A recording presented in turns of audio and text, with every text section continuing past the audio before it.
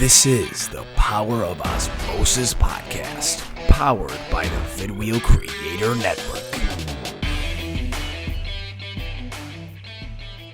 Hi there, this is John Osberg with the Power of OZmosis podcast, powered by Vidwheel Creator Network.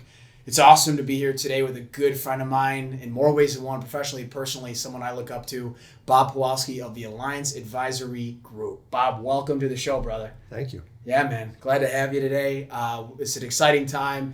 Without numbering the number of podcast episodes this is, we're a few in now, and it's exciting, though, to have what I call early adopters, as mentioned in one of my other shows with Emergence Tech Group. They're a cloud development company here in Buffalo, New York. Early adopters has been such a big piece to the success, if you will, of my business. It's only 3 months old, and a lot of that is thanks to you. So, Bob, I appreciate it, man, and appreciate you being on the show today and sharing some of your story as we're going to jump into here shortly. Yeah, thank you. Appreciate it. Bob. Bob, why don't we, one of the things we talk about is how do we humanize a person, a brand. Why don't we just talk a bit about kind of where you've been, where you are now, and where you're going. So we'll start with kind of what led you to here, and then we'll move into where you are currently, because I'm really curious to, I know part of the story, yeah. I know part of, where you've been, but I think it'd be valuable in painting a picture about who you are as a professional and as a person, because that's huge. We have to have the two fused. So. Yeah, absolutely. So, Buffalo guy, grew up in Buffalo. So I grew up in Kenmore, that area, so North Buffalo area. Went to school around here, Canisius High School right down the street. Yeah. I went to Niagara University, so I've always kind of been the Purple Eagle. Yeah, we got the Purple Eagle connection going here. So I've always kind of been in the area. And so when I was in school, I was the guy in college where I started, and I didn't know what the hell I wanted to do. I had no idea. So like a lot of people. Yeah, a lot of people. I don't, to know what you want to do with your life at 18, it seemed weird to me. So I was trying to figure it out. And they actually had a program there where you could go, and it would be, I think they called it the Academic Accelerator. AEP. I was in AEP, yeah, too. I was in AEP. I didn't know you were in AEP. Sincerely, not just do. for the podcast, but Yep. I actually didn't know that. All right. I started doing that, and then I started taking business classes, and I was trying to figure out what I wanted to do. And my dad's in medicine. He's a physician. So growing up, you look up to your father. It's like, maybe I should do medicine. Mm-hmm. So I remember sitting through one bio class.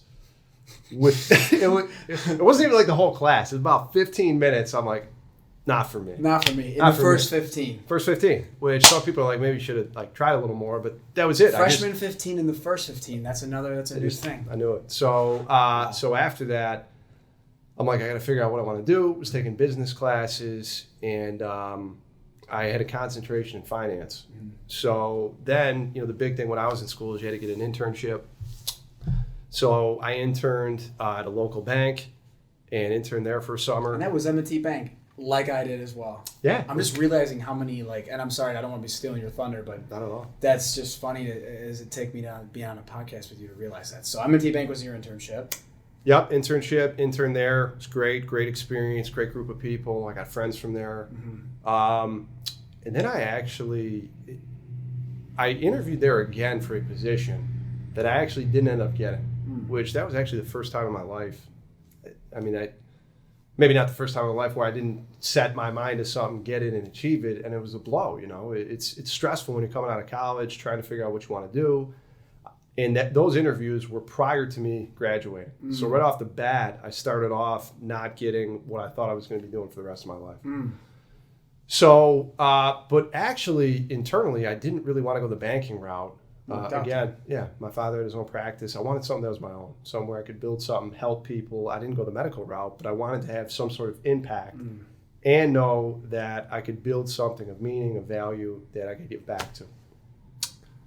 So again, naive 22, 23-year-old kid, that was my mindset. I'm like, hey, that's what I want to do. So I did intern also in the wealth management, financial advising space. And I actually really had a liking to that, but I had to link up somewhere where I felt good about it. Mm. When I got into this business, now better half of a decade ago, the challenge that I saw with my industry is there was a lot. It seemed to be like there was a lot of people who had an advisor. Mm. But then you look at the landscape, and most people are not on a path to succeed financially, or they're stressed out. Or I read a statistic the other day, more than half the people who are approaching retirement feel they're behind, or they don't have enough money, or they don't even know. More than half. So then I really got curious. I'm like, well, there's got to be a right way to do this. There's got to be a right way. And if I could find that, I could share that message. I could build a business around it. I could help a lot of people. And again, naive 22, 23-year-old boxes kid. though, right? Yeah, checking all the boxes. So interviewed a lot of different places. I felt like it was the same story at a lot of places. But long story short, I ended up where I am today, mainly for two reasons at the time. One, the people, and two, the process. The process of how they approached planning. So it took a leap of faith 10 years ago, and here I am today. 10 years. 10 years flew by. It and absolutely flew by. Man, 10 years, that's crazy to think, like how fast it goes by. And I think one thing that would be good to talk about, because it's been instrumental in my life, and I know countless others, especially those who are successful, who build successful things, maybe a quick remark or two on some of the mentors that were along that journey for you. Yeah, sure. So I would not be in this seat without, I've had many mentors throughout my life, and probably too many to name, but at the toughest point, the career that I'm in, as everybody knows, or maybe not, maybe people don't know, but it's a tough one to get started in. Yeah. It actually has a high failure rate, if people come in and drop out. So I was at that breaking point in the midst of my second year, and I just knew I was coming in. I wasn't super busy. I really liked what I was doing, but something wasn't clicking. And we had a firm meeting, and an individual came in and spoke. And for whatever reason, what he was saying, it felt like he was just. Feel free to drop names, by the way, too. Yeah, his name was Nick. His name was Nick Palumbo. Okay.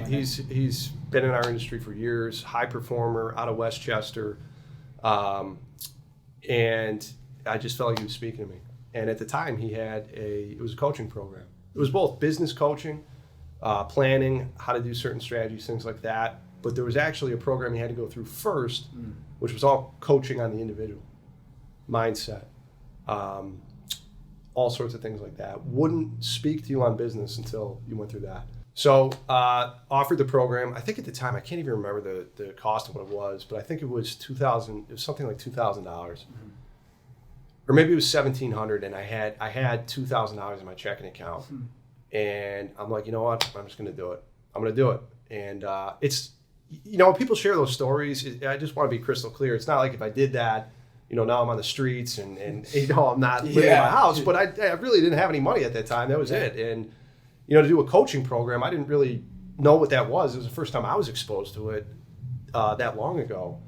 So to share that with my parents and my family, what I was doing, I didn't really feel comfortable with that. So I just kind of kept it to myself, which was the best decision I ever made, because then it was just me judging me, and I was doing 100%. Not having those external voices, and it's something that we all see professionally, personally, civically, and again, just paralleling going through the first few months of my business. You get launching because you're building, you've already built, and you continue to build. Right, you're 10 years in. There's a lot of voices, and I think it's an important highlight, and you just hit the nail on the head there, and I love that. There's a lot of voices in your head, but at the end of the day, you have to listen to one, and it's your own. Right. Yeah, that's a great point. Yeah. It's so I did. It was I think it was a 3-month program. I just, whatever they tell me to do, that's what I'm going to do. And honestly, when I started doing it, I thought I was nuts. But whatever they did, that's what I did, and everything started to turn around, started to change. That's fantastic. Fast forward, bumps along the way, but now, better half of a decade. I couldn't imagine doing anything else. I absolutely love what I do. I'm passionate about it. I feel so fortunate that I found something that I love. Just grateful for it every day. It's I don't know. Passion and gratitude, man. Yeah. So as from a mentor standpoint, you probably get sick of me saying it, but the guy, I feel like he saved my life. I don't know where I would have been. I would have been doing something else, and I wouldn't be where I'm at today. So. Incredible. Yeah, I can't say enough about having a mentor. About Nick, and even are there any others that kind of ring true as well, like just a couple other names? Yeah, sure. Nick, Jim Fasciano at our firm here, he's been a great mentor to mine. Greg Ahrens, he's been great just on not only business, but Greg on the life side of things. Samantha Clark, who used to be here early on. Remember Samantha? Yeah. I still get messages from her on LinkedIn. She's so positive. And just other people, too, who might not even think it. A mentor, you always think like business, but there's other mentors in life where you could just take bits and pieces from people that you learn from. Bruce Lee. take what's useful and discard what's not, and then uniquely make it your own, man. There you go. I live for this stuff, and this stays in the frame. Let's go. I love it, dude. No, seriously, you're hitting the nail on the head. So 10 years, and you say passion, energy, and gratitude. I mean, those are my favorite words. Those are what I try to live by, no matter how tough things might get. And actually learning from you. I even just today, without getting tangential, tangential is my middle name, but I was on a run this morning, and it was a tough run. It was windy, and I just wasn't feeling it. And I'm beating myself up about a few things. I kid you not, this is not even planned, I swear. I thought of you because I remember recounting as your friend and a mentor of mine, and saying to you, I'm on the golf course a few months ago, and I'm doing all this mental conditioning to myself, and I'm proud of it, but then I reverted. And I remember asking you, I said, so I'm struggling on the golf course, and I got upset, what should I have done differently? And you said there's two things, really. It's pattern interruption and course correction, right? And I said, well, how do you do those things? And you went right to gratitude. So anyway, tangents aside, 10 years, it's amazing. Congrats again. And it's been fun to watch a lot of it. We met at least 10 years ago now, because you graduated in 10 from Niagara? Yeah. 10, and I was 13. Yeah. Mm-hmm. So 10 years now of where you've been, in on this thing. You've been all in, you've been building, you've been affecting lives so positively. I've seen it, in the events that you do, and I hear it and everything else. I get that vibe from you. But where are you at now? Let's talk about now, and then after that, obviously, the next progression is where. So now, from a business standpoint, or just career life? I think you've hit kind of on both. So maybe we talk. Let's pivot a little and say maybe personally, even. Yeah, sure. Where you're at, and then weave into professional about where things are at, and then again where you want to go. That's where I'm most curious. Yeah. So personally now I'm married, married to Shannon, my wife, beautiful wife. Shout out Shannon. And we now have baby boy. Timmy. So my son was born a little over a year ago now, and it changed my life. Mm. It's in the best way. People always say that. One thing I'll say is, over the years, I try to listen to what my clients on the other side of the table share with me. Not so much, financially, obviously, that's what I do, but personally. I remember before I got married, a common theme everybody was saying was, it'll go really quick. It's quick as day. You really want to enjoy it. So I went into my wedding being like, I'm going to, as much as I can, I'm going to soak up every minute. And it felt like that. I really did. So that was one piece of advice that I've got for people that they probably don't even know it. The second was they're only young once. So I took that to light with my son, one forcibly with the pandemic. I was at home a lot more. Mm-hmm. Otherwise I would have been working. It's just programmed in my mind that I get home late on the weekdays. That's it. I got to work. But I got to be home more, so I got to spend more time with him. And spending time with him at that age, you never get that back. Mm. So they're only little once. It's another common theme that I heard from people. So I'm really trying to soak that in. Now he's a little over a year old, and I'm just trying to, as much as I can, just enjoy that time. He's going to get older. Time just keeps going quicker and quicker. You just said I blinked, and it's 10 years. It's crazy. It's crazy. So just trying to soak it in. Yeah, your family, your work family, obviously, which is an integral piece to your life. But then the home family, I'm curious to know, how has having your son and being a young dad changed the way you do business? Are you even more invested because you're building something that your family will benefit from, relies on? Has there been anything that's changed because now you have an actual family where your son's in the world now? Yeah. I'd say so. That's a good point. I think I can relate better. Like anything, having a child of my own, I think I can relate better to people now that have children. Because a lot of your clients, I'm sure, are parents, right? Yeah, a lot of my clients are families, parents. And that's huge. That's where the empathy comes in. Instead of sympathizing, you empathize. You are actually now a father. Right. Exactly. So, another big component is I practice what I preach. Mm. So, any of the planning that I do for my family, I'm open about it. Mm. I share it. Anything that anybody wants to see, I share. So the strategies that my family are doing, the planning that I'm doing for my family, we do this stuff day in and day out. It's, I spent the better half of a decade traveling, studying, courses, trainings to learn this. I truly feel like I owe that to people who have entrusted me with the planning, that their life works out. So I think from a relatability standpoint, it's definitely helped. But other than that, it's just, something to talk about. I get to show. Yeah. I feel like I'm the dad now that shows the kid pictures all the time. So That's awesome. trying to stop that. I love that. I'm looking at my notes here. We've done a good job of talking about kind of where you've been. There's a little bit of the why that's come out of that discussion point, right? So you wanted to impact and help people while building something. Maybe we could dig deeper into the why of, what's your why? Like, what is your life why, right? Everyone always says, so you go to an event, which I know are few and far between now, but when you did, it's always, you meet somebody, what do you do? And I remember when I first learned about truly like what the why is and how to distill, I remember changing that conversation at these events. Instead of saying, what do you do? It's, why do you do what you do? Mm-hmm. And I remember seeing all the reactions. It was fun almost. So I'm curious with you, you've touched on components of it, but maybe we really distill the why. I think it's important into, again, humanizing you, the brand that you represent personally, professionally, and again, how it all ties back to planning and having your clients entrust you with the skills that you bring to the table. Yeah. So that's a great question. It's a little complicated, but you got it. No, I think it's important. When I took that class, that's really what I was studying, like why I was doing it. So, I think there's a business and a personal, I think they intertwine. At its core, from a business standpoint, my mission, why I do it, is to take a step back, is number one, people are failing financially. I see that all the time. And if I knew, the way I look at it, it's like from all the studying, if I knew that what I know can help someone, and that if their life path is like this, and I know that if I can speak to that person, and if I could get to them and share with them what I know, that their life could go like that, I feel like I'm morally obligated to share that. That's how I feel.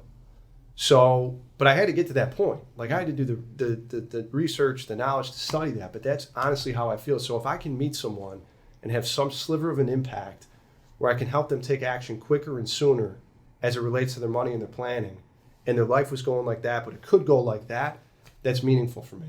And if that allows them to have the freedom to live out their life's passions and spend time with the people that they care about the most, that's what it's about for me. Goosebumps, man. That's what it's about. Wow. So we didn't even script that. That was, dude, literally goosebumps. That's incredible. So you talk about impact. Sorry, I just had to have that moment there. That's literally full goosebump mode.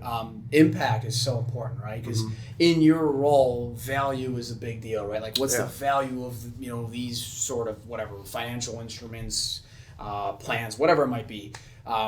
You've now looked at value outside of like the actual finances and said, okay, like let me distill what value is in application, right? So like you're seeing that you can create impact by helping, like you said, someone might be kind of, just surviving, or like you said, a lot of times failing. The stats don't lie. And if you're able to then equip them and enlighten them is another good word, right? You can then create that impact by allowing their life to go from flat or close to flat to now we're going shooting straight up. I'm sure it takes some time, right? Like, absolutely. It's not gonna be right away, right. But you help ingrain those habits into these people, these professionals, these families, right? Right, and a lot of that's through education. All my clients that I work with are successful in their own right. They all are. So that then perfectly kind of transitions us into, I think, something that's really important, Bobby, and that is, this is the financial industry. Money sometimes might be hard to talk about, or not might be, but it's usually always hard to talk about. So there's like that, like maybe, I don't know if it's discomfort or if there's a shyness to it or a mixture or maybe someone's been burned before. Yeah. Curious to know from you your thoughts on how, your thoughts on maybe not the industry, but how you create a level of comfort for the people that you're meeting with, your clients, and then what are the ingredients of creating that level of comfort, I think is important to highlight. Yeah. So I agree with that. I mean, money's close to the vest, and it can be tough to talk about, especially if it's not going in the direction that you want it to. So one of my main goals in meeting someone is I just want to make them feel comfortable. When I work with someone, we're on the same team, right? Same team, same side of the table. And there needs to be that level of comfort for people to open up and to be able to share what's going on financially. So, to me, that's utmost importance. And a lot of that comes down to just trust, doing what you say you're going to do. Relationship building. That's what it's all about. I feel like I'm in the relationship business. That's really what I'm in. Yes, I'm in the financial business. Yes, we do planning. Yes, we do strategies. But at the core of everything is the relationship that I have with my clients and the individuals that I'm fortunate enough to serve. So I feel that's very important, just to feel comfortable to be able to talk about some of the stuff, because it is close to the vest. So, how we meet people tends to be through personal introduction. Yeah. So it just carries more weight that way, for warm instead of a cold, outreach. And sometimes maybe that happens. I don't know. It does. Yeah, sometimes but the warm, but probably it's like that in a lot of industries, and I think especially in financial, if I had to guess. It is. Yeah, it is. And that's the ultimate goal, is to really make people, be raving fans about the work that we do. Just do the utmost best job we could, because we feel we need to share it. The best way to do that is through people who have had a great experience themselves. It goes back to that moral obligation that you highlighted at the beginning of your time when you were figuring out why you wanted to do this. And then as you started to equip yourself with that knowledge, those skill sets, you started to see, like, I have real power, right? Knowledge is power, but it's useless if it's not applied. And so by seeing, the humans, the whatever, the businesses, the families, whatever, that were struggling, like you've said, you are exuding, you are truly embodying, I guess, that servant leadership, which, tying back to Niagara University, shout out to Niagara, go Purple Eagles, that's what we learned, right? Servant leadership, right? Serving those that are underserved or the never served, or I think that, and not to say that is going to be the core essence of your mission, but there are a lot of people that are not financially literate, and that you are the go-to on that. So that's really neat. Now, what do you think is like the number one component of that level of comfort creation? That's a great question. I think just being a human, just listening, and just really being there for them. Yeah. That's it. Just being there for them, be open, listen. And then, ultimately when we do get down to numbers, it's really at that point, it's just a byproduct to get to the ultimate goal or vision that the client has. To me, all those numbers it's like where things are at. That's it. And that gives us the starting point to say, okay, I'm here and I want to go there. How do we coordinate this to get to that point? And that's all, we're big on education. If I can provide the education to the individuals that I work with, they're going to make the right decisions. So that's incumbent upon me to do that. Yeah, so, this has been a lot of fun, Bob. Really appreciate you being on the show and, tying it all together, and not just because we're on the podcast. I sincerely mean this, and for those watching and those that know me, and I'm sure there are many that know you as well mutually, it was fun learning more about you on the podcast. Like, I, as a friend of over 10 years, to know some of the things at Niagara, and then your M&T Bank experience, and then really what I would call is galvanized your why. Like, it's why are you in this business that is tough, where there is attrition, where there is failure, dropout, whatever. But it's such a mission critical profession to be in now more than ever with the pandemic. I cannot stress that enough. We're seeing it every day, people that are unemployed, and for you to be able to have your skill sets weaponized so that you can create security and levels of comfort.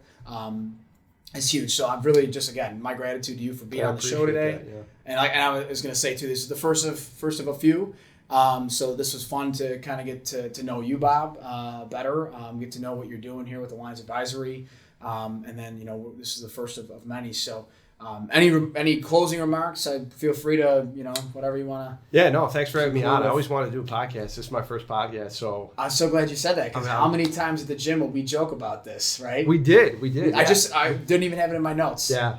If you didn't say that, it would have probably not triggered my memory. So yeah, we should have. I mean, yeah, I always wanted to do this first, so. I'm a rookie at it, but I'm looking forward to I'm looking forward to many more. I appreciate being on, and it's awesome to just talk through that. I really enjoyed it myself too. Content is king now. Content is king, and by creating this content, I got to throw, obviously VidWheel Creator Network, but we've got an on-site gentleman here and professional, and Dustin Hummel, who's with Alliance as well, happens to be a voice impressionist as well, which is an interesting mix. But he's incredible, and he's been helpful in this shoot. So.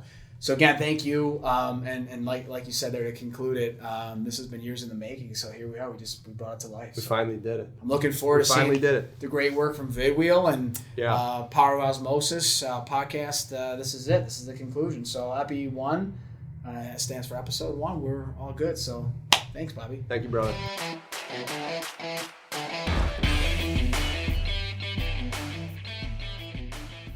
Robert Powalski, registered representative and financial advisor of Park Avenue Securities, LLC, PAS. Security products and advisory services offered through PAS, member FINRA, SIPC. Financial representative of the Guardian Life Insurance of America, Guardian, New York, New York. PAS is a wholly owned subsidiary of Guardian. Alliance Advisory Group, Inc. is not an affiliate or subsidiary of PAS or Guardian. Certified Financial Planner Board of Standards, Inc. owns the certification mark CFP trademark, Certified Financial Planner, and CFP trademark with Flame Design in the U.S., which it awards to individuals who successfully complete CFP Board's initial and ongoing certification requirements.